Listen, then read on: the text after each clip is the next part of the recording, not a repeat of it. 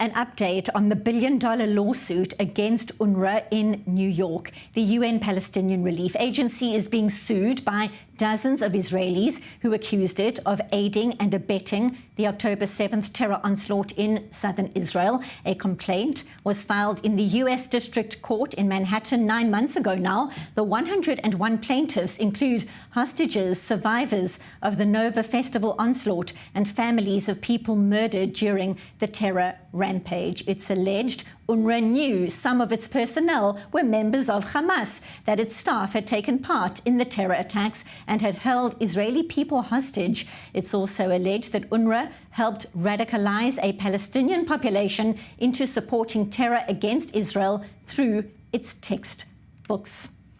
So for more, it's a pleasure to welcome to studio Avery Samet, founding member of the company Amini LLC, based in New York and the lead trial counsel in this case. He's obviously visiting the country right now, so welcome. This $1 billion lawsuit pending in New York, but you specifically have been meeting with families implicated and involved in this case, affected by this case. Talk to us about what you are learning. Thank you. It's been very moving to be here and to meet with families who have lost relatives, who've lost children, who have lost homes, who've really lost their entire lives. Very impactful to see that. I mean, just both as a human being, but also in the case. You know, I think it really drives home what we're trying to establish in this lawsuit, that UNRWA really should not have done the actions that it took. This didn't need to happen, and they should not have provided the support that they did to an organization that had these self-professed goals for a long time.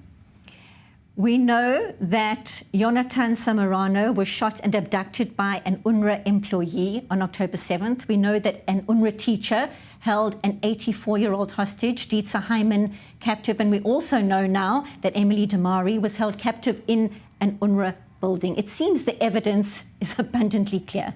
Well, in addition to that, you know, we allege that the policies that were instituted at UNRWA, at the very top of the organization, not just individuals in Gaza, but the policies were designed to support Hamas. We've alleged that they built Hamas headquarters underneath the UNRWA headquarters, that they put rocket launchers in the UNRWA schools to protect them from attack, that they transferred $20 million a month in US dollar bills to Gaza so that Hamas could use it for smuggling, that they instituted a jihadi curriculum on top of the regular curriculum. And so, you know, we've alleged that it wasn't just individuals in Gaza, but that the leaders of this organization as a whole were enacting these policies.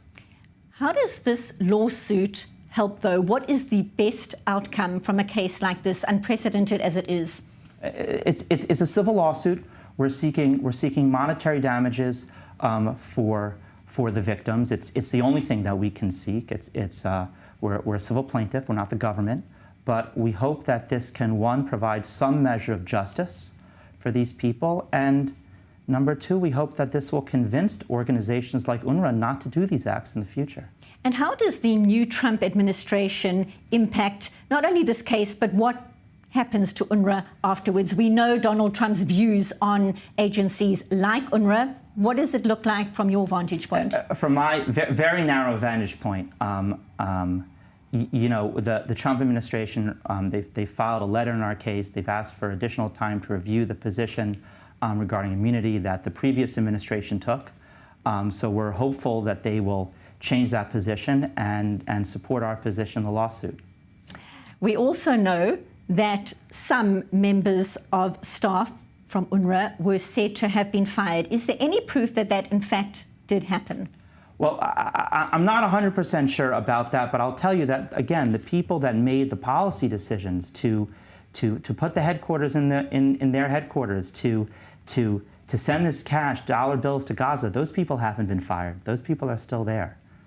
So what is the response so far, to your knowledge, from UNRWA? The response has been very minimal from my perspective. Their papers in court have only said simply that they should be immune from these actions, from aiding and abetting mass murder and mass rape and these atrocities, that's really been their response in court, that they should be immune from that. And they should be immune. Why exactly? Well, they're claiming that they have immunity. And by the way, immunity just means that they can't be sued, they can't be held responsible. They are claiming that they should have it because they're affiliated with the United Nations. And we say they don't have immunity under that treaty.